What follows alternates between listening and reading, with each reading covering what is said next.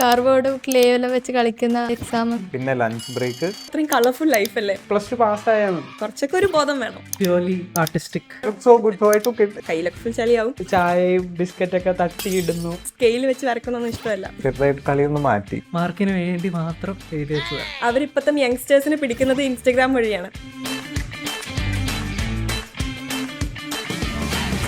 So NID prelims എങ്ങനെയുണ്ടായിരുന്നു? ആദ്യത്തിന് എങ്ങനെയുണ്ടായിരുന്നു? NIDയുടെ പ്രീലിംസിന് വരപ്പിൽ എനിക്കെല്ലാം കംപ്ലീറ്റ് ചെയ്യാൻ പറ്റിയിട്ടില്ല. എനിക്ക് ചില ചോദ്യങ്ങൾ എല്ലാം ചെയ്തിട്ടുണ്ട്. ബട്ട് എൻ്റെ ഫുൾ കൊടുക്കാൻ പറ്റിയിട്ടത് എനിക്ക് തോന്നുന്നു ആ 4 ചോദ്യത്തിൽ 3 മാത്രമേ കറക്റ്റായിട്ട് ചെയ്യാൻ പറ്റിയിട്ടുള്ളൂ. അതിലൊരു സ്റ്റോറിയുടെ ഒരു ചോദ്യം ഉണ്ടായിരുന്നു. അത് ഞാൻ വെറുതെ എന്തൊക്കെയോ മാർക്കിന് വേണ്ടി മാത്രം എഴുതി വെച്ചതാണ്. ബട്ട് എനിക്കത് കാരണം എനിക്ക് റാങ്ക് കുറഞ്ഞെന്നാണ് എൻ്റെ വിശ്വാസം. ബട്ട് ബാക്കിയെല്ലാം ഞാൻ അത്യാവശ്യം നന്നായിട്ട് ചെയ്തു. നല്ലൊരു ഐഡിയ കൊണ്ടുവന്നു എന്നാണ് എൻ്റെ വിശ്വാസം. പിന്നെ എനിക്ക് എക്സാം കഴിഞ്ഞ് റിസൾട്ട് വന്നു കഴിഞ്ഞപ്പോഴാണ് എനിക്ക് മനസ്സിലായത് വരപ്പിനേക്കാളും കൂടുതൽ നമ്മുടെ ഐഡിയ എത്ര നന്നായി പ്രൊപ്പഗേറ്റ് ചെയ്യാൻ പറ്റി, ആ ആൻസർ ഷീറ്റിൽ എത്ര നന്നായിട്ട് അത് വരച്ച് വെക്കാൻ പറ്റി എന്നാണ് അവർ കൂടുതൽ നോക്കുന്നത്. റാദർ ദാൻ ഒരു ആർട്ടിസ്റ്റിക് പെർസ്പെക്റ്റീവിനേക്കാൾ നമ്മുടെ ഐഡിയ എത്ര നന്നായിട്ട് ആ പേപ്പറിലേക്ക് കൊണ്ടുവന്നു അതാണ് അവർ നോക്കുന്നത്. എനിക്കൊന്ന് വേസ്റ്റ് ഡിസ്പോസലിന്റെ ഒരു പ്രശ്നമൊക്കെ ഉണ്ടായിരുന്നു. എനിക്ക് ചിലവർ അത്ര നന്നായിട്ട് വരച്ചില്ലെങ്കിലും അവരുടെ ഐഡിയ നല്ലതായിരുന്നു. പിന്നെ ആ പോയിന്റ്സ് ഒക്കെ നല്ല ക്ലിയർ ആയിട്ട് കൊണ്ടുവന്നിട്ടുണ്ട്, പേപ്പറിൽ കൊണ്ടുവന്നിട്ടുണ്ട്. Unique ideas and proper conveying. അതെ, ഒരു റാറ്റ് പെർസ്പെക്റ്റീവിന്റെ ക്വസ്റ്റൻ ഒക്കെ ഉണ്ടായിരുന്നു. അത് മാത്രമായിരുന്നു എനിക്ക് തോന്നുന്നത് പ്യൂർലി ആർട്ടിസ്റ്റിക്. ഡ്രോയിങ് സ്കിൽസ് മാത്രം എക്സിബിറ്റ് ചെയ്യുന്ന ക്വസ്റ്റ്യൻ ചിലപ്പോൾ അതായിരിക്കും. മറ്റേതെല്ലാം ഐഡിയ. ആ വേസ്റ്റ് ഡിസ്പോസലിൽ ഒരുപാട് പേര് നമ്മൾ ഡിസ്കസ് ചെയ്യല്ലോ.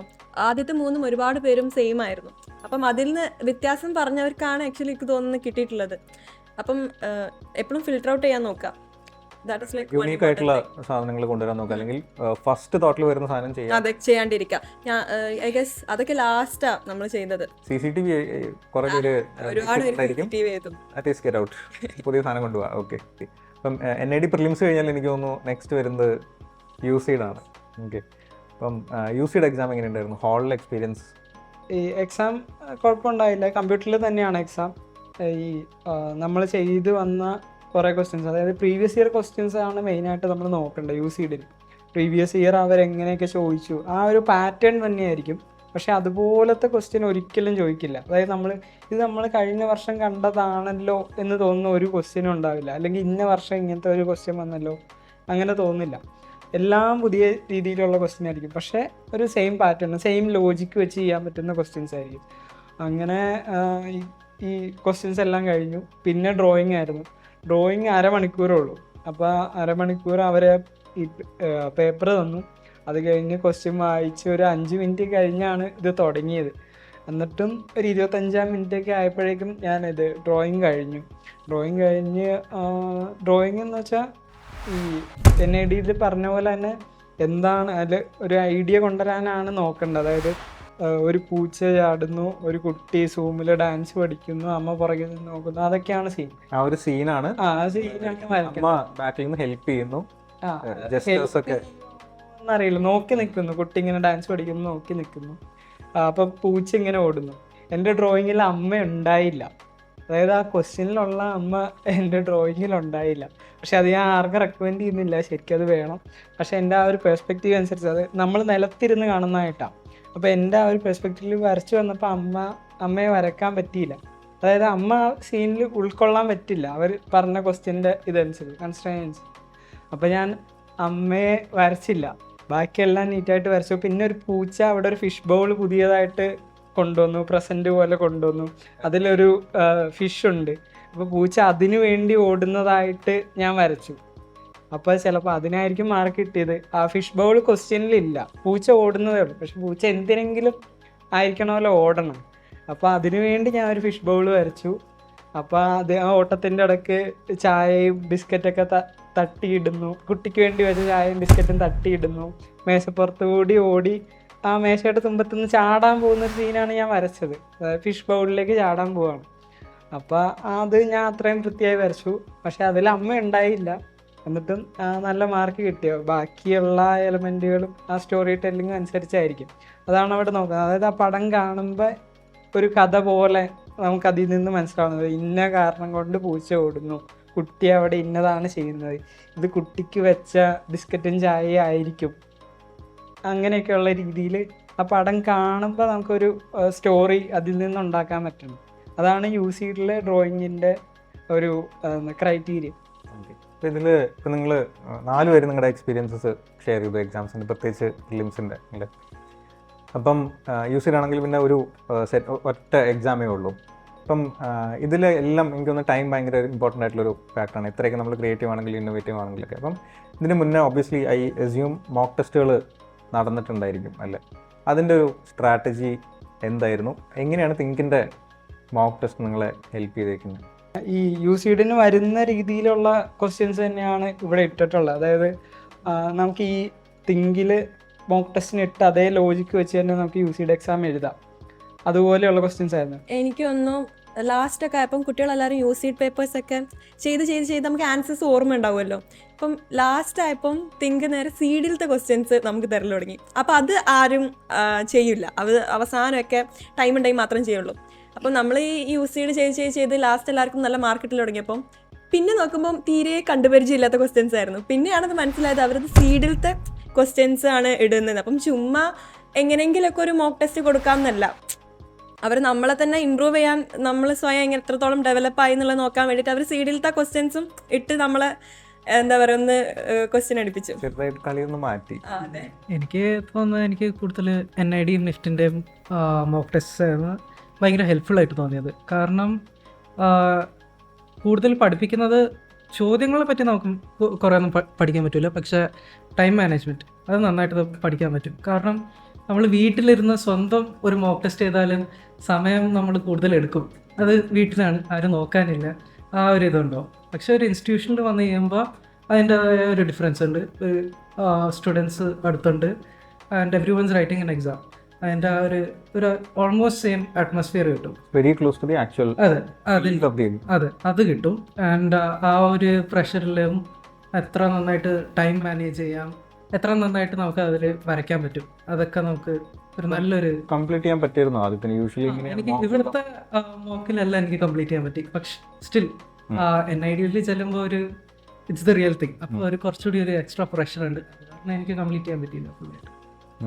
ടീച്ചേഴ്സ് ലൈക്ക് ചുമ്മാ മാർക്ക് ഇടലല്ല, ഇതിലെന്തൊക്കെയാണ് നല്ലത് ഏതാണെന്നും എന്തൊക്കെയാണ് ഇനി മാറ്റേണ്ടതെന്നുള്ളതെല്ലാം കോമെന്റ്സ് അവരവിടെ അടിയിൽ എഴുതിയിട്ടുണ്ടാവും. എല്ലാ ക്വസ്റ്റ്യനും എല്ലാവർക്കും അവർ നല്ലതുപോലെ തന്നെ എഴുതും. വെരി ഗുഡ് എന്നുള്ളതൊക്കെ എല്ലാവർക്കും ഒന്നും കിട്ടില്ല. നല്ലപോലെ അപ്രോച്ച് ചെയ്തവർക്ക് മാത്രമേ വെരി ഗുഡ് കിട്ടുള്ളൂ. പിന്നെ ഇപ്പം എൻ്റെ നോക്കുകയാണെങ്കിൽ ലൈക്ക് ഐ സെഡ്, ഇപ്പം ആദ്യം എനിക്ക് തോന്നുന്നു ഇപ്പം നിഫ്റ്റിൻ്റെയും NIDൻ്റെ ഒക്കെ ഡ്രോയിങ് ആണ് നമ്മൾ മെയിനായിട്ട് മാർക്ക് നോക്കൽ. ഇപ്പോൾ ലൈക്ക് പാർട്ടി എന്ന് പറയുമ്പം GK കറണ്ട് അഫയേഴ്സ് ഒക്കെയാണ്. അപ്പം നമുക്ക് ഒരിക്കലും എന്താ പറയുക ഇന്ന ക്വസ്റ്റ്യൻ ആണ് വരിക, അങ്ങനെ ഒരിക്കലും നമുക്ക് പറ്റില്ല. പക്ഷേ ഡ്രോയിങ് എന്ന് പറയുമ്പോൾ അവിടെയാണ് അധികം നമ്മൾ പിടിക്കാൻ നോക്കല്. എസ്പെഷ്യലി NIDയിലൊക്കെ ഡ്രോയിങ് ആണ് മെയിൻ.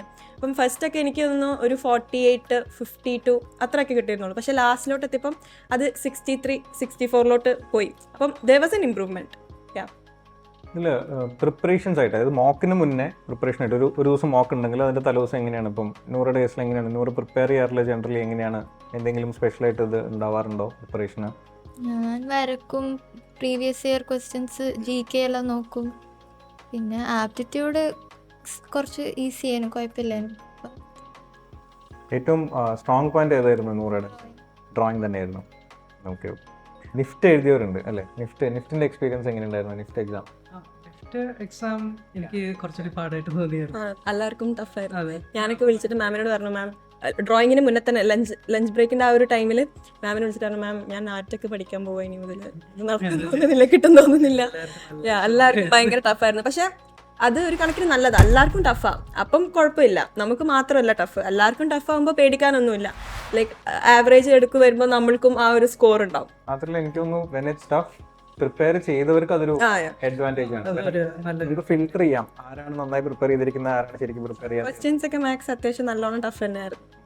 പിന്നെ ഇംഗ്ലീഷ് ആയിരുന്നു. പക്ഷെ ഇംഗ്ലീഷ് വലിയ പാസേജ് ആയിരിക്കും. അപ്പം നമുക്ക് വായിച്ചെടുക്കാൻ ഒത്തിരി ടൈം എടുക്കും. നമ്മൾ മാത്സിൽ തന്നെ എങ്ങനെ ഇരിക്കും, ലൈക്ക് നമുക്ക് ഒരു വട്ടം കൂടി ചെയ്ത് ചിലപ്പോൾ കിട്ടുമായിരിക്കും എന്ന് ഇതിൽ നമ്മൾ ചെയ്യും. അപ്പം ടൈം നല്ലോണം പോകും. പിന്നെ ഇംഗ്ലീഷിലോട്ട് വരുമ്പോഴത്തേനും പാസേജ് ലൈക്ക് റിയലി ലോങ്. അപ്പം അത് വായിച്ച് തീർക്കാൻ സമയം ഉണ്ടാവില്ല. എങ്കിൽ പോലും എല്ലാ ക്വസ്റ്റ്യൻസും നോക്കിയായിരുന്നു ഞാൻ.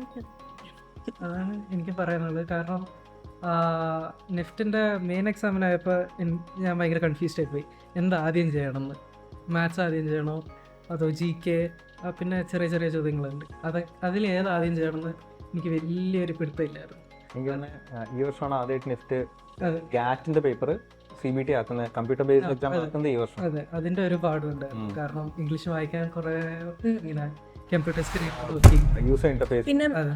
ലൈക്ക് നമ്മൾ ഏതൊക്കെ അറ്റൻഡ് ചെയ്തത് അറ്റൻഡ് ചെയ്യാത്തത്, ഇപ്പൊ യൂസീഡ് ഒക്കെ ആണെങ്കിൽ കറക്റ്റ് ആ ഒരു ആൻസർ ലൈക്ക് അത് തുറന്നു നോക്കിയിട്ടുണ്ടെങ്കിൽ ഒരു കളറ്, അറ്റൻഡ് ചെയ്താൽ ഒരു കളറ്, അറ്റൻഡ് ചെയ്യാണ്ട് മാർക്ക് ആസ് റെഡ് ആണെങ്കിൽ വേറെ കളർ. പക്ഷേ നിഫ്റ്റിന് ഐ ഗസ് 2 കളർ ഉണ്ടായിരുന്നുള്ളൂ. അത് കാരണം ഏതാണ് അറ്റൻഡ് ചെയ്തത് ഏതാണ് അറ്റൻഡ് ചെയ്യാത്തത് ഭയങ്കര കൺഫ്യൂഷൻ ആയിരുന്നു. അപ്പോൾ ടൈമും ഇല്ല എടുത്ത് നോക്കാൻ, അതൊക്കെ ഇച്ചിരി ഒരു ഇതായിരുന്നു. പക്ഷെ എനിക്ക് തോന്നുന്നു നിഫ്റ്റിൽ ഡ്രോയിങ്ങിന് ഒരുപാട് സമയമുണ്ട്. 3 മണിക്കൂർ എന്താ ചെയ്യേണ്ടതെന്ന് അറിയാത്തൊരു ഇതാണ്. കുറച്ച് ക്വസ്റ്റ്യനും ഉണ്ടാവുള്ളൂ, കുറേ സമയം ഉണ്ടാവും. നേരെ മറിച്ച് പാർട്ട് എയിൽ വരുമ്പോൾ കുറച്ച് സമയമുള്ളൂ, സമയം ഭയങ്കരമായിട്ട് കുറവായി തോന്നും. എനിക്ക് തോന്നുന്നു last year NEFT computer based നടത്തിയത് ഹോം ബേസ്ഡ് ടെസ്റ്റ് ആയിരുന്നു. ഈ വർഷമാണ് അപ്പം സെന്ററുകളിൽ ആദ്യമായിട്ട് നടത്തുന്നത്. അപ്പൊ അതിന്റെ ഒരു യൂസർ ഇന്റർഫേസിനെ പറ്റി കുറെ പേര് പറയുന്നുണ്ടായിരുന്നു എക്സാം എഴുതി കഴിയുമ്പോൾ. അതുപോലെ തന്നെ കുറെ പേര് പുറത്തേക്ക് ഇറങ്ങി കഴിഞ്ഞപ്പം എന്തിനാണ് 6 മണിക്കൂറിന്റെ ഒരു എക്സാം, അതായത് മോർണിംഗ് 3 hours, പിന്നെ ലഞ്ച് ബ്രേക്ക്, പിന്നെ അത് കഴിഞ്ഞിട്ട് വേറൊരു 3 hours, 2 സിനിമ കാണാനുള്ളൊരു സമയം അതിൽ പോകുന്നുണ്ടായിരുന്നു.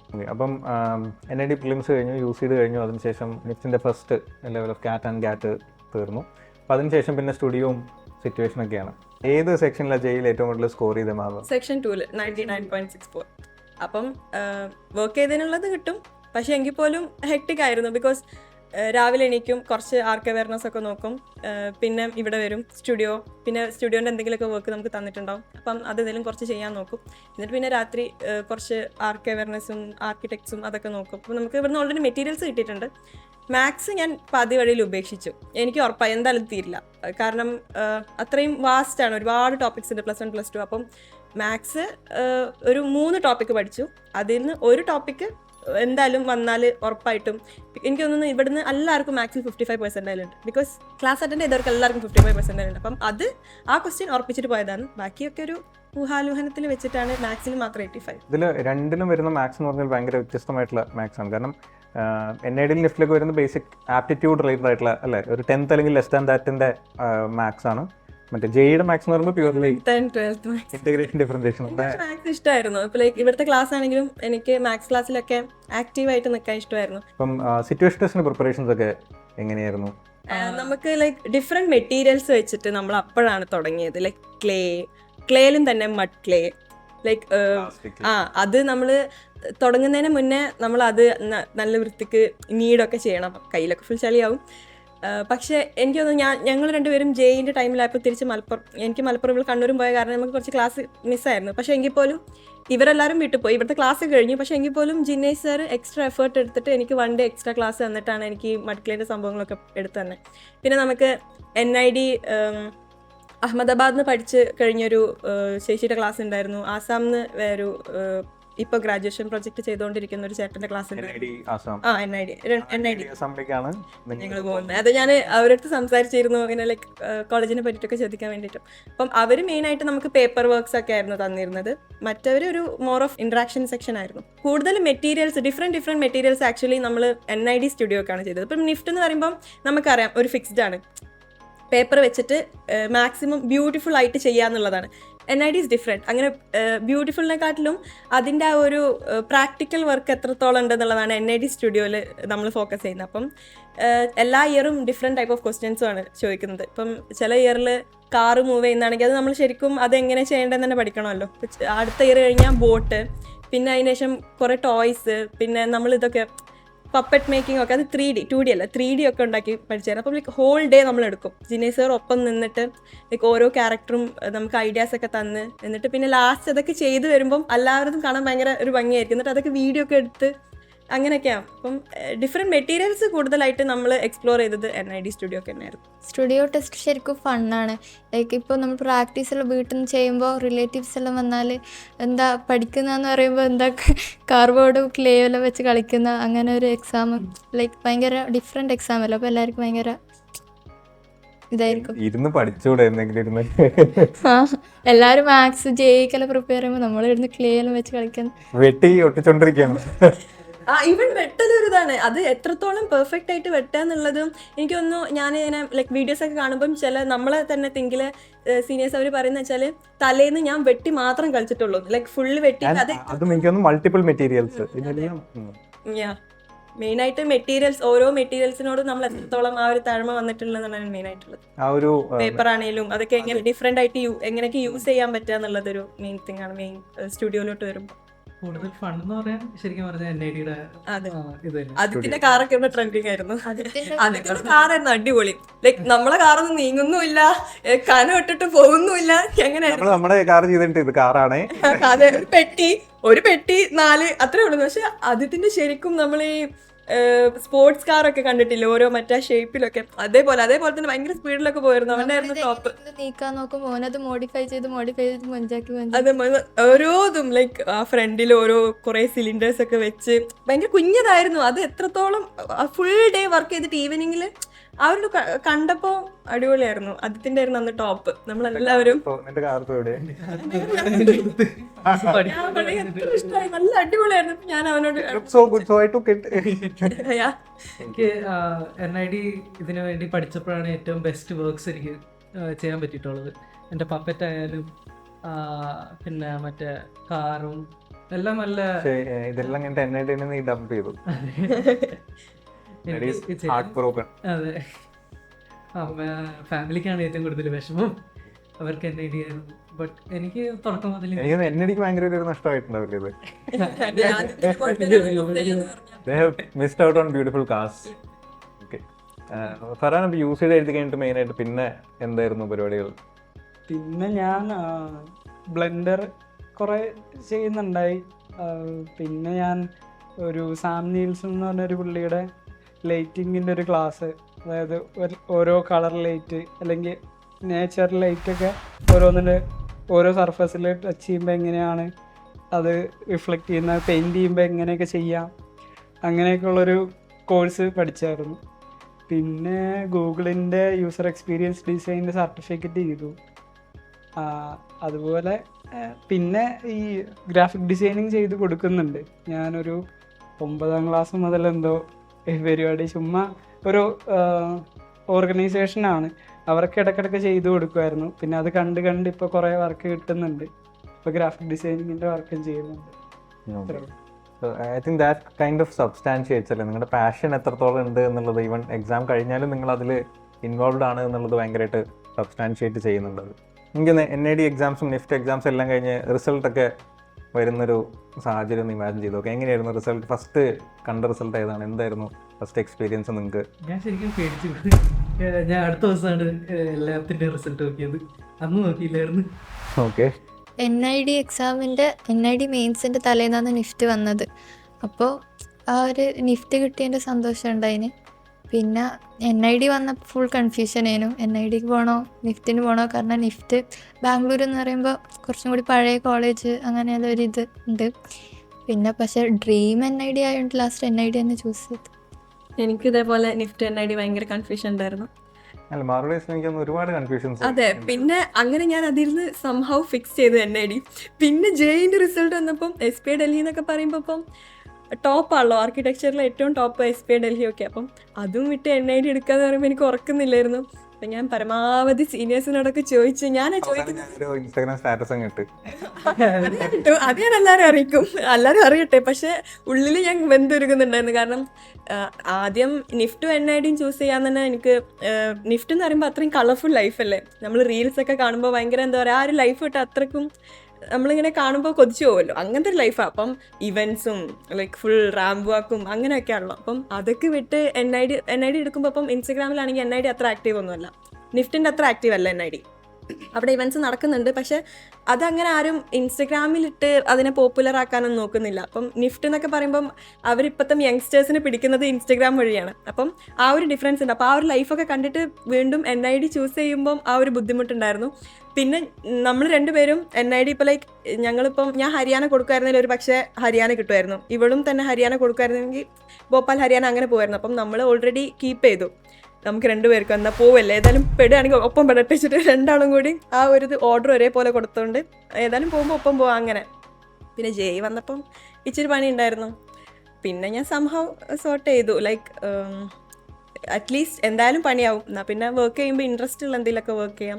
പ്ലാനും കാര്യങ്ങളൊക്കെ കാണുമ്പോൾ എനിക്ക് ഒരുമാതിരി തലകറക്കമാണ്, ഒരുപാട് കുറേ ലൈനും കാര്യങ്ങളും. എനിക്കങ്ങനെ സ്കെയിൽ വെച്ച് വരക്കുന്നൊന്നും ഇഷ്ടമല്ല, ഫ്രീ ഹാൻഡാണ്. ഇപ്പോൾ ലൈക്ക് ഇവിടുത്തെ വർക്ക് ആണെങ്കിലും ഹരിസാറ ക്ലാസ്സൊക്കെ എനിക്ക് ഭയങ്കര ഇഷ്ടമാണ്. ബിക്കോസ് പുള്ളിക്കാരൻ മിക്ക ടൈമിലും ഒരു ഒബ്ജക്റ്റ് വെച്ചിട്ട് അത് വരക്കാൻ പറയാം, അല്ലെങ്കിൽ സാറ് തന്നെ ഇരുന്നിട്ട് സാറെ വരക്കാൻ പറയാം, വലിയ പേപ്പറൊക്കെ തന്നിട്ട്. അതൊക്കെ എനിക്ക് ഭയങ്കര ഇഷ്ടമാണ്, പോർട്രേറ്റ് വരക്കുന്നൊക്കെ. അപ്പം അതൊക്കെ അങ്ങനെ. അപ്പം പിന്നെ NID എടുത്തു. ഞാൻ റിസൾട്ട് രാവിലെ നോക്കി, രാവിലെ ഒന്നും വന്നില്ല. പിന്നെ ഒരു 3:30 ആയപ്പോൾ ആരാ ഏഞ്ചലാണെന്ന് തോന്നുന്നു മെസ്സേജ് അയച്ചു, ഇങ്ങനെ ചോദിച്ചു UCDൻ്റെ റിസൾട്ട് വന്നു, നീ നോക്കിയില്ലെന്ന് ചോദിച്ചു. അപ്പോഴാണ് ഞാൻ നോക്കിയത്. എന്നിട്ട് നോക്കി കഴിഞ്ഞ് എനിക്ക് 290ാമത്തെ റാങ്കാണ്.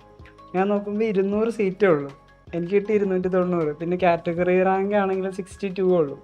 അപ്പോൾ ഞാൻ വിചാരിച്ച് പോയി 51 വരെ എന്തോ ആണ് ഇവിടെ IIIT DM എടുക്കണുള്ളൂ. പിന്നെ ഓപ്പൺ റാങ്ക് ആണെങ്കിലും 205 അതിൽ തീരുക. അപ്പം ഞാൻ വിചാരിച്ചു പോയി, ഇനിയിപ്പോൾ എന്തായാലും കിട്ടില്ല. എന്നിട്ട് ഞാൻ അമ്മയൊക്കെ വിളിച്ചു പറഞ്ഞു. അമ്മയും പോയി എന്നുള്ള രീതിയിൽ അമ്മ വേറെ എന്താ അടുക്കളയിലൊരു കാര്യം ചെയ്യാനാണ് തിരിച്ച് മറുപടി ആയിട്ട് പറഞ്ഞത്, സവാള എന്തോ വെള്ളത്തിലിടാനോ അങ്ങനെയാണ് പറഞ്ഞത്. അപ്പോൾ പിന്നെന്താ, പിന്നെ എനിക്ക് UCD എക്സാമിന് നീ വിട്ടുപോയതല്ലേ? എന്തോ UCD എക്സാമിന് വരച്ചപ്പോഴേ അപ്പൊ അമ്മ സവാള ഞാൻ പറഞ്ഞു നിന്നോളൂ. അപ്പൊ റിസൾട്ട് കേട്ടിട്ട് അതായിരുന്നു റിപ്ലൈ. ആദ്യം അമ്മയെ വിളിച്ചു പറഞ്ഞു. പിന്നെ അപ്പൊ എനിക്ക് പ്രതീക്ഷ ഉണ്ടായില്ല. പിന്നെ കൃഷ്ണജാമിനോട് ചോദിച്ചപ്പോഴാണെങ്കിലും നീ വലിയ ഇതായിട്ട് പ്രതീക്ഷിക്കണ്ട, കഴിഞ്ഞ വർഷത്തെ പാറ്റേൺ അനുസരിച്ച് കിട്ടാൻ ചാൻസ് കുറവാണ്, നോക്കാം, 3rd അലോട്ട്മെന്റ് ഒക്കെ ആകുമ്പോഴേക്കും ചിലപ്പോൾ കിട്ടുമായിരിക്കും എന്ന് പറഞ്ഞു. ഞാൻ ഫസ്റ്റ് അലോട്ട്മെന്റ് വന്ന് ചുമ്മാ ഒരു കൗതുകത്തിനെടുത്ത് നോക്കി. അപ്പോൾ ഫസ്റ്റ് അലോട്ട്മെന്റിൽ തന്നെ ഇവിടെ റിപ്ലൈറ്റ് കിട്ടിയിട്ടുണ്ട്. പിന്നെ അപ്പം അതിമോഹമായി. അമ്മേനെ വിളിച്ച് പറഞ്ഞോ? ഇല്ല, അപ്പൊ അമ്മ വീട്ടിലുണ്ടായി. അപ്പൊ അമ്മ വീട്ടിലുണ്ടായി. എന്നിട്ട് എല്ലാവർക്കും സന്തോഷമായി. ഞാൻ +2 മുതൽ ഇത് പറഞ്ഞു നടക്കണം. +2 ടീച്ചർ വിളിച്ച് 1.5 മണിക്കൂർ തന്നെ ചീത്ത പറച്ചിലായിരുന്നു. അതായത് +2 ചുമ്മാ പഠിക്കാതെ നടക്കുമായിരുന്നു. അതായത് ഫുൾ A+ കിട്ടേണ്ട ചെക്കനാണ്, എന്നിട്ട് അവൻ എന്തോ എക്സാം എന്ന് പറഞ്ഞ് പഠിക്കാതെ, അതായത് ഇതിന് +2 പാസ്സായാൽ മതി, ഇത്ര മാർക്ക് വേണമെന്നൊന്നുമില്ല. അപ്പോൾ +2 എങ്ങനെയെങ്കിലും പാസ്സായാൽ മതി, +1 ഡബിൾ പാസ്സാണ്, അപ്പോൾ ഇനി പഠിക്കണ്ടെന്നുള്ള രീതി നടക്കുമായിരുന്നു. എന്നിട്ട് അപ്പോൾ ടീച്ചർ വിളിച്ചു, ഇങ്ങനെ കുറേ സംസാരിച്ചു, ടീച്ചറിനെയും കുറേ സംസാരിച്ച് ഈ UCD എക്സാമൊക്കെ എന്താണെന്ന് ടീച്ചറിന് പറഞ്ഞു കൊടുത്തു. ടീച്ചറും പഠിച്ചു. അങ്ങനെ എന്നിട്ട് എല്ലാവരോടും പറഞ്ഞു നടന്നാ. അപ്പം കിട്ടിയില്ലെങ്കിൽ മോശമായിരുന്നു. അങ്ങനെ കിട്ടി, ഭാഗ്യത്തിന് ഹാപ്പിയാണ്. പിന്നെ അപ്പോൾ കിട്ടിക്കഴിഞ്ഞാൽ അതിമോഹമായി, അത് ഹൈദരാബാദ് കിട്ടുമായിരുന്നെങ്കിൽ. എന്നിട്ട് ഞാൻ ഇങ്ങനെ വെയിറ്റ് ചെയ്തു. പിന്നെ 2nd അലോട്ട്മെന്റ് ആയപ്പോൾ മനസ്സിലായി ഹൈദരാബാദ് കിട്ടില്ല. പിന്നെ ഞാനത് ഫ്രീസ് ചെയ്തു. അപ്പോൾ ജബൽപൂർ ഉറപ്പിച്ചു. ഞാൻ പറഞ്ഞ പോലെ എന്താണ്, ഞാൻ അടുത്ത ദിവസമാണ് എല്ലാം നോക്കിയത്, കാരണം എനിക്കൊരു പേടിയുണ്ടായിരുന്നു. അടുത്ത ദിവസം ഇപ്പം ഭയങ്കര ചില്ലാണ്. അത് നോക്കി ഓക്കെ ശരി, അമ്മേൻ്റെ അടുത്ത് പറയാം. അമ്മേൻ്റെ അടുത്ത് പറഞ്ഞു, അമ്മയ്ക്കും സന്തോഷം, എല്ലാവർക്കും സന്തോഷം. അതുകൊണ്ടായിരുന്നുള്ളൂ എൻ്റെ ഇത് വലിയൊരു എക്സൈറ്റിംഗ് ന്യൂസ് ആയിട്ട് തോന്നിയില്ലായിരുന്നു. NID സ്റ്റുഡിയോ ടെസ്റ്റ് ചെയ്തവരെ തന്നെയായിരുന്നു. ട്രോഫി ഉണ്ടാക്കണം, ട്രോഫി ഉണ്ടാക്കാം. ഓക്കെ. സോ ഈ എൻ്റയർ ജേർണി കഴിയുമ്പോൾ ഇത് ഒരു 1 ഇയറിൻ്റെ ഒരു ജേർണി മാത്രമല്ലല്ലോ, റിപ്പീറ്റേഴ്സിൻ്റെ ഒരു ജേർണി മാത്രമല്ലല്ലോ. നിങ്ങൾ ചിലപ്പോൾ 10th 11th ആയിരിക്കും കാർ വോട്ട് ചെയ്തിട്ടുള്ള ഡ്രീം ആയിരിക്കും ചിലപ്പോൾ ഇത്. അപ്പം എൻ്റയർ ജേർണി തിരിഞ്ഞ് നോക്കുമ്പോൾ നിങ്ങൾക്ക് ഇനിയുള്ള ആസ്പിറൻസിനോട് നിങ്ങൾക്ക് പറയാനായിട്ട് എന്താണുള്ളത്? ഞാൻ നിഫ്റ്റ് നോക്കുവാണെങ്കിൽ സ്ട്രിക്ട്ലി നിങ്ങളുടെ ആർട്ടിൽ എസ്തെറ്റിക്സ് നന്നായിട്ട് കൊണ്ടുവരാൻ നോക്കുക. ആൻഡ് ഞാൻ വിട്ടുപോയത് എന്താ, ഇംഗ്ലീഷും മാത്സ് അത് നന്നായിട്ട് നോക്കുക. ഇതിൽ ഞാൻ ജസ്റ്റ് ഒന്ന് ക്ലാരിഫൈ ചെയ്യാൻ വേണ്ടി, മാത്സ് എന്ന് പറയുമ്പോൾ നമ്മൾ 10th ബേസിക് ലോജിക്കൽ മാത്സ് അതൊക്കെ നന്നായിട്ട് നോക്കുക. പാർട്ടിലാണ് കൂടുതൽ വെയിറ്റേജ്, അപ്പോൾ അതിൽ വിടാണ്ടിരിക്കുക, ലൈക്ക് ഇംഗ്ലീഷും മാത്സും. അതായത് നിഫ്റ്റിന്റെ ഗാറ്റ് സെക്ഷനും അത്യാവശ്യം നല്ലോണം ഫോക്കസ് ചെയ്യണം. പിന്നെ സ്റ്റുഡിയോ ടെസ്റ്റിൽ വരുമ്പോൾ നമ്മുടെ സിറ്റുവേഷൻ ടെസ്റ്റിൽ വരുമ്പോൾ ഈസ്തറ്റിക്സ് നന്നായിട്ട് നല്ല രീതിയിൽ ചെയ്യാൻ നോക്കുക. കുറേ ഇംപെർഫെക്ഷൻസ് ഉണ്ടാവാണ്ട് നോക്കുക, നല്ല കാണാൻ നല്ല ഭംഗിയാണ്. UCDലാകുമ്പോഴും ഈ പറഞ്ഞ പോലെ 10 വരെയൊക്കെയുള്ള ഒരു ലോജിക്കൽ മാത്സ് എന്തായാലും ആവശ്യമുണ്ട്. ഡെയിലി വരയ്ക്കുന്നത് നല്ല കാര്യമാണ്. ഉം. ഡെയിലി വരയ്ക്കുന്നത് നല്ല കാര്യമാണ്. ഏത് എക്സാം ആയാലും ഉം. ഈ ഡിസൈൻ ആപ്റ്റിറ്റ്യൂഡ് എല്ലാ എക്സാമിനും വര ഭയങ്കര ഇമ്പോർട്ടൻ്റ് ആണ്. എനിക്ക് പറയാനുള്ളതെന്ന് വെച്ചാൽ ചുമ്മാ ടെൻഷൻ അടിക്കരുത്. ഇപ്പോൾ ലൈക്ക് എൻ്റെ കാര്യം നോക്കുകയാണെങ്കിൽ ഞാൻ ഒരുപാട് വേണ്ടാതെ ടെൻഷൻ അടിക്കുന്ന ഒരാളാണ്. ഭയങ്കരമായിട്ട് നെഗറ്റീവാണ്. ഇപ്പോൾ ലൈക്ക് കൃഷ്ണ മാമിനോട് ചോദിച്ചാൽ അറിയാം, ഓരോ ഞാൻ എക്സാം ചോദിച്ചിരുന്നു, മാം, എനിക്കൊരു ഓരോ എക്സാം കഴിയുമ്പോൾ മാഡം പറ്റില്ല മാഡം. ഇപ്പോൾ നിഫ്റ്റിൻ്റെ ഫസ്റ്റ് കഴിയുമ്പോൾ തന്നെ മാമിനെ വിളിച്ച് പറഞ്ഞു, മാഡം ഞാൻ നാറ്റ് നോക്കാം. അപ്പോൾ അത്രയ്ക്ക് നെഗറ്റീവാണ് ഞാൻ. അത്ര നെഗറ്റീവ് അടിക്കേണ്ട ആവശ്യമില്ല. ലൈക്ക് ഇപ്പോൾ മാർക്ക് കുറഞ്ഞാലും കുഴപ്പമൊന്നുമില്ല. പിന്നെ അതേപോലെ നമ്മളെ ചുറ്റിലുള്ളവർ ഭയങ്കര അടിപൊളിയായി വരക്കുന്ന കണ്ടിട്ട് ഞാനൊന്നും അല്ല എന്ന് വിചാരിച്ചിരിക്കേണ്ട. ചിലപ്പം അവർക്കൊന്നും കിട്ടാതെ നമുക്കായിരിക്കും കിട്ടുക. സോ നമ്മൾ ആ ഒരു ക്രിയേറ്റിവിറ്റി എത്രത്തോളം കൊണ്ടുവരാൻ പറ്റും, ആ ഒരു ഡ്രോയിങ് സ്കില്ലാണ് വേണ്ടത്. അല്ലാതെ ഒരു പോർട്രേറ്റ് തന്നാൽ അത് അതേപോലെ റെൻഡർ ചെയ്യുക എന്നുള്ളതല്ല ആക്ച്വലി. നമ്മൾ ഡിസൈൻ എക്സാംസിന് അതല്ല വേണ്ടത്. മേ ബി ജെയ്ക്കൊക്കെ ഡ്രോയിങ് അവരങ്ങനെ ഒരുപാട് ക്രിയേറ്റീവായിട്ടൊന്നും ചോദിക്കില്ല. ഒരു പോർട്രേറ്റ് തരും, അത് മാക്സിമം അതേപോലെ ഡീകോഡ് ചെയ്യാൻ നോക്കാം. അതാണ് ജെയ്ക്കൊക്കെ ഉള്ളൊരു കൈൻഡ് ഓഫ് നമ്മൾ പ്രിപ്പയർ ചെയ്യേണ്ടത്. പക്ഷേ ഡിസൈൻ എക്സാം എന്നൊക്കെ പറയുമ്പം it's all about how creative you are and എത്രത്തോളം അത് പേപ്പറിൽ കൊണ്ടുവരാൻ പറ്റുന്നുണ്ടെന്നുള്ളത്. അപ്പം ഡ്രോയിങ് സ്കില്ല് ബാക്കിയുള്ളവരുണ്ടെന്ന് കരുതിയിട്ട് നമ്മൾ അളക്കേണ്ട ആവശ്യമില്ല. അത് തന്നെ വന്നോളും. ആ ഒരു കോൺസ്റ്റൻ്റ്, ആ ഒരു കൺസിസ്റ്റൻസി കീപ്പ് ചെയ്യണം. Like from the very beginning to last വരെ നമ്മളങ്ങനെ ഉഴപ്പരുത്. ആ ഒരു കൺസിസ്റ്റൻസി കീപ്പ് ചെയ്യുകയാണെങ്കിൽ gradually there will be some improvement and definitely it can help you out. ഇതിൽ സമാധാനമാണ്. അതായത് ക്രിയേറ്റിവിറ്റി വരണമെങ്കിൽ സമാധാനം ഉണ്ടാവണം. നമ്മൾ എക്സാം സെൻറ്ററിൽ ഇരിക്കുമ്പോഴും ഇതല്ല, നമുക്ക് അടുത്തത് ഓപ്ഷൻ ഉണ്ട് എന്നൊക്കെയുള്ളൊരു സമാധാനം. അതായത് ഇത് കിട്ടിയില്ലെങ്കിൽ നമുക്ക് പ്രൈവറ്റിൽ പോവാം, അങ്ങനെയൊക്കെയുള്ളൊരു എങ്ങനെയെങ്കിലും നമ്മൾ മനസ്സിനെ ഒന്ന് പറഞ്ഞ് സമാധാനിപ്പിച്ചാലാണ് നമുക്ക് ആ ക്രിയേറ്റിവിറ്റി വരുള്ളൂ. ഇല്ലെങ്കിൽ അയ്യോ അടുത്തുള്ള ഇന്ന കുട്ടി ഇങ്ങനെ ചെയ്യുന്നുണ്ട്, എനിക്ക് എന്താ ചെയ്യേണ്ടതെന്ന് അറിയില്ല, അവളെപ്പോലെ തന്നെ ചെയ്യാൻ പറ്റില്ല, മാറ്റണം, അപ്പോൾ എന്ത് ചെയ്യും എന്നൊക്കെ വിചാരിച്ച് നമ്മളിങ്ങനെ ഇരുന്ന് പോകും. അപ്പോൾ സമാധാനത്തോടെ എല്ലാം ചെയ്യാൻ പറ്റുക എന്നുള്ളതാണ്. അത് മോക്ക് ടെസ്റ്റ് എഴുതുമ്പോൾ തന്നെ നമ്മൾ ഇപ്പോൾ തിങ്ക് പോലെയുള്ള സ്ഥാപനത്തിൽ വരികയാണെങ്കിൽ നമ്മൾ കൂട്ടുകാരുടെ കൂടെയാണ് ഇരുന്ന് എഴുതുന്നത്. അപ്പോഴേ നമുക്ക് ആ ഒരു ടെൻഷൻ എങ്ങനെ കോപ്പ് ചെയ്യാം, അതായത് ടെൻഷൻ വരുമ്പോൾ എങ്ങനെ സമാധാനിക്കാം എന്നൊക്കെ ഈ തിങ്കിലെ മോക്ക് ടെസ്റ്റിൽ കൂടി തന്നെ നമുക്ക് കുറേയൊക്കെ കഴിവ് കിട്ടും. ഓക്കെ. റിപ്പീറ്റേഴ്സെല്ലാം ആണെങ്കിൽ കുറേ ടെൻഷനും ഭയങ്കര പ്രഷറും എല്ലാം ഉണ്ടാവും ഒരു ഗ്യാപ്പ് ഇയർ എടുക്കുന്നതിൻ്റെ. പക്ഷേ ആ 1 ഇയർ നല്ലോണം യൂസ് ചെയ്യാൻ ലൈക്ക് ട്രൈ ചെയ്യുക. എൻ്റെ ഇക്കാക്ക് എപ്പോഴും എന്നോട് പറയല് ലൈക്ക് കിട്ടിയിട്ടില്ലെങ്കിലും കുഴപ്പമില്ല, ട്രൈ ചെയ്യാം. Effort like last look back ചെയ്യുമ്പോൾ എഫേർട്ട് ഇട്ടിട്ടില്ല എന്ന് തോന്നരുത്. അങ്ങനെ നമ്മളെ പറ്റുന്നത്ര ട്രൈ ചെയ്യാം. ഞാനും ഇങ്ങനെ വീട്ടിലേക്കൊക്കെ വിളിച്ച് മാർക്ക് പറയുമ്പോൾ ഉമ്മാനോട് വിളിച്ച് പറയും, ഉമ്മ എനിക്കിത് പറ്റുന്നില്ലമ്മ, ഞാൻ മിക്കവാറും ഒന്നിലും കിട്ടാതെ അവിടെ ഇരിക്കലേക്കാറ്. അപ്പം ഉമ്മ അറിയും, അത് എഴുത്, കിട്ടണില്ലെങ്കിൽ പോട്ടെ, ഇവിടെ വേറെ ഡിഗ്രി ഒന്നും ഇല്ലാത്ത പോലെ അല്ലല്ലോ, നീ എഴുതി നോക്ക്. എഴുതുന്നതിന് മുന്നേ തന്നെ ഞാൻ പറയും, ഉമ്മ എനിക്ക് കിട്ടില്ല എന്ന് ഞാൻ വിളിച്ച് കരയിലൊക്കെ ഉണ്ട് ഇടയ്ക്ക്. അപ്പം അങ്ങനെ ആകുമ്പം ചുമ്മാ അങ്ങനെ ടെൻഷൻ അടിക്കേണ്ട ആവശ്യമില്ല. പക്ഷെ ഒരു പക്ഷേ മേ ബി അത്രയും ടെൻഷൻ അടിച്ചുകൊണ്ടായിരിക്കാം. ഞാൻ എന്നൊക്കെ പറയുമ്പോൾ അണ്ടർ സ്ട്രെസ് വർക്ക് ചെയ്യുന്ന ഒരാളാണ്. അപ്പം എന്നെ പോലത്തെ ആൾക്കാർക്ക് മേ ബി കുറച്ച് സ്ട്രെസ്സൊക്കെ ഉണ്ടെങ്കിൽ മുന്നോട്ട് പോകാൻ പറ്റുമെന്നുള്ളൂ. അപ്പം ഇറ്റ് ഡിപ്പെൻസ്. നമ്മളെ മനസ്സിലാക്കാം, ഓവറായി ടെൻഷൻ അടിക്കേണ്ട, ബാക്കിയുള്ളവരത് കണ്ട് ഞാൻ എവിടെയല്ല എന്ന് വിചാരിക്കേണ്ട. പക്ഷെ അറ്റ് ദ സെയിം ടൈം ഒരു ടെൻഷനും ഇല്ലാണ്ട് ലാവിഷായി പോകാനും നിന്നാൽ ചിലപ്പം നടന്നെന്ന് വരില്ല. കുറച്ചൊക്കെ ഒരു ബോധം വേണം, കുറച്ചൊക്കെ ഒരു ടെൻഷൻ ഉണ്ടായിക്കോട്ടെ, കുറച്ചൊക്കെ സ്ട്രെസ് ഉണ്ടായിക്കോട്ടെ, നല്ലതല്ലേ? ഇപ്പം ഇവന് UCD കിട്ടാൻ അത്രയും കാലത്തെ ഒരു എഫേർട്ട് അവൻ കൊടുത്തിട്ടുണ്ട്. ഒരു പക്ഷേ നമ്മളിപ്പോൾ ഇവിടെ വന്നതിന് ശേഷമല്ലേ UCD വർക്ക് ചെയ്യാൻ തുടങ്ങി. നമ്മൾ മുന്നേ അതിനെ പറ്റി ചിന്തിച്ച് പോലുമില്ല. ഒരു പക്ഷേ മുന്നേ നമ്മൾ ഓരോ ലോജിക് ക്വസ്റ്റ്യൻസ് ഒക്കെ ചെറുപ്പത്തിലേ ഇപ്പം 8th സ്റ്റാൻഡേർഡിൽ കുട്ടികളാണ് ഈ വീഡിയോ കാണുന്നുണ്ട്, ഇപ്പം തന്നെ ഓരോ ലോജിക് ക്വസ്റ്റ്യൻസും ഓരോ ബുക്ക് ബാങ്ക്സ് ഒക്കെ കിട്ടുമല്ലോ, അതൊക്കെ സോൾവ് ചെയ്ത് അങ്ങനെ ഡെവലപ്പ് ചെയ്യാൻ പറ്റുള്ളൂ. ഒരു രാത്രിയിൽ വെച്ചിട്ട് അല്ലെങ്കിൽ ഒരു ഇത്ര മാസം വെച്ചിട്ട് ഞാൻ എല്ലാ പ്രീവിയസ് ഇയർ പേപ്പേഴ്സ് ചെയ്തെന്ന് കരുതിയിട്ട് കിട്ടില്ല. ബിക്കോസ് ഞാൻ എല്ലാ previous year even seed question പേപ്പേഴ്സും ചെയ്താണ്, പക്ഷെ എനിക്ക് UCD കിട്ടില്ല. സോ അത് ആ ഒരു കൺസിസ്റ്റൻസി കീപ്പ് ചെയ്യണം, എന്നാൽ തന്നെ എസ്പെഷ്യലി UCD ഒക്കെ ക്രാക്ക് ചെയ്യാൻ പറ്റുള്ളൂ. പിന്നെ വേറൊരു കാര്യം എന്ന് പറഞ്ഞാൽ ആരും പറയാത്തത്, നിഫ്റ്റിനും NIDനും റൈറ്റിംഗ് സ്കിൽ ഒരു ഇമ്പോർട്ടൻറ്റ് ഫാക്ടറാണ്. കാരണം എല്ലാ ചോദ്യത്തിലും നമ്മൾ ഡിസ്ക്രൈബ് ചെയ്യണം എന്താണ്. അതെ. സോ ലാംഗ്വേജ് എത്രത്തോളം അടിപൊളിയാക്കാൻ പറ്റും അത്രയും ആക്കാം. അപ്പം നിഫ്റ്റ് ആണെങ്കിൽ പകുതി തന്നെ ഇംഗ്ലീഷ് സെക്ഷൻ ഉണ്ട്. അപ്പം അത്രക്കും നമ്മൾ ഇംഗ്ലീഷിൽ അടിപൊളിയാണെങ്കിൽ ഇറ്റ്സ് ഗോണ ബി ഈസി. പിന്നെ NIDയിലൊക്കെ നമ്മളെ തന്നെ എല്ലാ ഡ്രോയിങ്സിലും നമ്മളെ ഒന്ന് റെപ്രസെൻ്റ് ചെയ്യണം, നമ്മളെ ക്യാരക്ടർ. അതാണ് അവർ നോക്കാൻ. ലൈക്ക് നമ്മളാവുന്നുണ്ടോ, അത് വേറെ ലൈക്ക് കോപ്പി ചെയ്യുന്നുണ്ടോ, ലൈക്ക് യുണീക്നെസ് ഇമ്പോർട്ടൻ്റ്. ഒറിജിനൽ ആവുമോ അത്ര ഒറിജിനൽ ആവുക. പിന്നെ റൈറ്റിംഗ് സ്കില്ലിൽ നമ്മൾ വരച്ചത് എത്ര നന്നായിട്ട് ഹിഡൻ ഡീറ്റെയിൽസ്, നമുക്ക് മാത്രം അറിയുന്ന ഡീറ്റെയിൽസ്, അതെല്ലാം ഒരു ബോക്സിൽ ഡിസ്ക്രിപ്ഷനിൽ എഴുതുക. അതെ ഐഡിയാസ് എപ്പോഴും ഫിൽട്ടർ ഔട്ട് ചെയ്യണം. ഒരിക്കലും ആദ്യത്തെ ഐഡിയാസ് കൊണ്ടുപോയി വരക്കരുത്. ചിലപ്പോൾ സമയം ഉണ്ടാവില്ല എങ്കിൽ പോലും കിട്ടുന്നില്ലെങ്കിൽ അടുത്ത ക്വസ്റ്റ്യനിലോട്ട് പോകും. എപ്പോഴും NID എനിക്ക് തോന്നുന്നു സീനിയേഴ്സും പറഞ്ഞിട്ടുണ്ട്, ഒരിക്കലും ഈ ക്വസ്റ്റ്യൻ ഫുള്ള് തീർത്തിട്ട് ഞാൻ അടുത്ത ക്വസ്റ്റ്യനിലോട്ട് പോകും. അങ്ങനെയല്ല, ഈ ക്വസ്റ്റ്യൻ പകുതിയായിട്ട് മൂന്നാമത്തെ ക്വസ്റ്റ്യനിലോട്ട് പോയി വെച്ചിട്ട് വലിയ നഷ്ടമൊന്നും വരാൻ പോകുന്നില്ല. അപ്പം നമുക്ക് ചിലപ്പോൾ അത് ചെയ്യുമ്പോൾ വേറെ ഐഡിയ കിട്ടും. അപ്പോൾ ഒരിക്കലും ആദ്യം തന്നെ വന്ന ഐഡിയ പോയി ചെയ്യാണ്ടിരിക്കുക. കുറച്ചൊന്ന് ഫിൽട്ടർ ഔട്ട് ചെയ്തിട്ട് ഒരു 5 ഐഡിയ എഴുതിയിട്ട് അതിൽ നിന്ന് 3 എണ്ണം ബെസ്റ്റായി തോന്നുന്നത് എഴുതാം. അങ്ങനെ ഫിൽട്ടർ ഔട്ട് ചെയ്യുക ഇസ് റിയലി ഇമ്പോർട്ടൻറ്റ്. എങ്ങനെയാണ് നിങ്ങൾ തിങ്കിനെ പറ്റി അറിഞ്ഞത്? എങ്ങനെയാ? എൻ്റെ അമ്മ എന്താ ഫ്രണ്ടില്ലേ ആ പുള്ളിക്കാരൻ്റെ അടുത്ത് ചോദിച്ചപ്പോൾ കുറേ ബ്രോഷേഴ്സ് കിട്ടി. അതിൽ എനിക്ക് ഏറ്റവും തോന്നിയത് തിങ്കായിട്ട്. ഓക്കെ.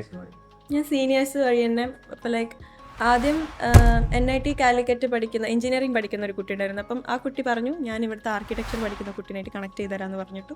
ഞാൻ അങ്ങനെ ആ ആർക്കിടെക്ചർ പഠിക്കുന്ന കുട്ടി was student of think Trivandrum. അപ്പം ആ കുട്ടി പറഞ്ഞു തിങ്ക് നല്ലൊരു ഇൻസ്റ്റിറ്റ്യൂട്ടാണ്. പിന്നെയും വേറെ കുറച്ച് ഇൻസ്റ്റിറ്റ്യൂട്ട് സജസ്റ്റ് ചെയ്തു. ആ കുട്ടിയുടെ തന്നെ ബാച്ചിൽ ബാക്കി പിള്ളേർ പഠിച്ചിരുന്ന ഇൻസ്റ്റിറ്റ്യൂട്ടുകളൊക്കെ. പിന്നെയും ഞാൻ വേറെ കുറച്ച് സീനിയേഴ്സിനോട് ചോദിച്ചു. എനിക്ക് അങ്ങനത്തെ ഒരു സ്വഭാവമുണ്ട്, ലൈക്ക് ഞാൻ ഒരാളിൽ നിന്ന് നോക്കില്ല. ഇപ്പോൾ ലൈക്ക് ഇപ്പോൾ ആണെങ്കിൽ NID ആണെങ്കിലും നിഫ്റ്റ് ആണെങ്കിലും ഒക്കെ ഞാൻ ഒരുപാട് പേരോട് ചോദിച്ചിട്ടുണ്ടാവും. ഇൻസ്റ്റാഗ്രാമിൽ പോവും, വെറുതെ മെസ്സേജ് അയക്കും, ഒരുപാട് പേര് റിപ്ലൈയും തരും. ഞാൻ ഓൾറെഡി വേറെ 2 ഇൻസ്റ്റിറ്റ്യൂഷൻസിൽ പഠിച്ചിട്ടുണ്ട്, അതിന് ഓഫ്ലൈനായിട്ടും ഓൺലൈനായിട്ടും എല്ലാം. അപ്പോൾ അതൊന്നും വർക്കൗട്ട് ആയില്ല. അപ്പോൾ അടുത്ത പഠിക്കാൻ വിചാരിച്ച് ഞാൻ തിങ്കിൽ വന്നതാണ്. നന്നായി.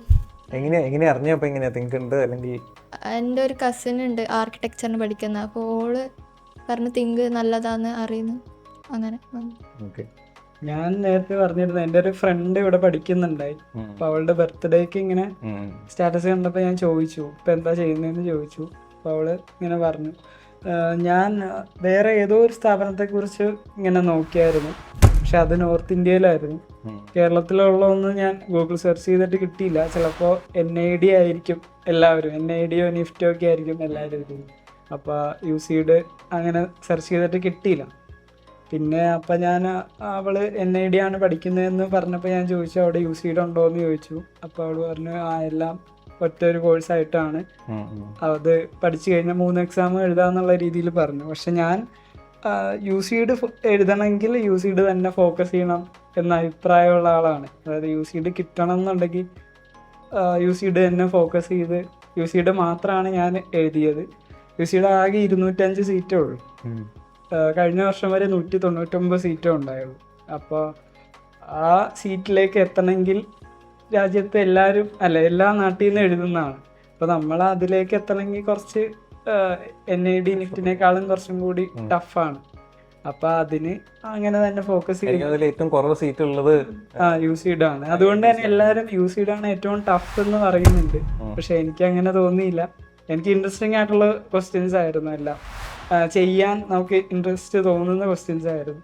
അതുകൊണ്ട് അങ്ങനെ ചെയ്തു, പഠിച്ചു.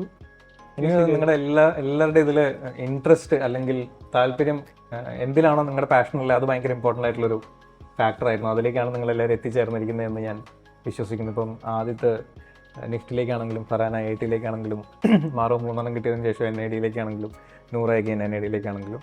ആൻഡ് ഐ ഹോപ്പ് നിങ്ങൾ പിന്നെ ക്ലാസ്മേറ്റ്സും കൂടെ അല്ലെങ്കിൽ ബാച്ച്മേറ്റ്സും കൂടെ ആവാൻ പോവാണ്. ഹോസ്റ്റലും കൂടി ഒരേ റൂം കിട്ടാനുള്ളൂ. അപ്പോൾ പിന്നെ പെർഫെക്റ്റ് ആയി അല്ലേ?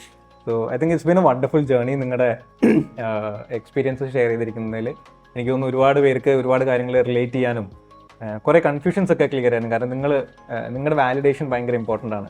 നിങ്ങൾ എക്സാം എഴുതി എക്സ്പീരിയൻസ് ചെയ്തിട്ടുള്ളവരാണ്. അപ്പോൾ വേറെ ആര് പറയുന്നതിനേക്കാൾ കൂടുതൽ എനിക്കൊന്ന് നിങ്ങളുടെ സൈഡിൽ നിന്നായിരിക്കും ഏറ്റവും നല്ല വാലിഡേഷൻ വരുന്നുണ്ടായിരിക്കുക. എനിക്കൊന്ന് ഒരുപാട് ഡൗട്ട്സും ക്വസ്റ്റ്യൻസും ഉള്ളതൊക്കെ എല്ലാം ക്ലിയർ ചെയ്തിട്ടുണ്ടാവും എന്ന് ഞാൻ വിശ്വസിക്കുന്നു ഈ വീഡിയോ കാണുന്നവർ. Thanks a lot for joining with think institute of design. Thank you.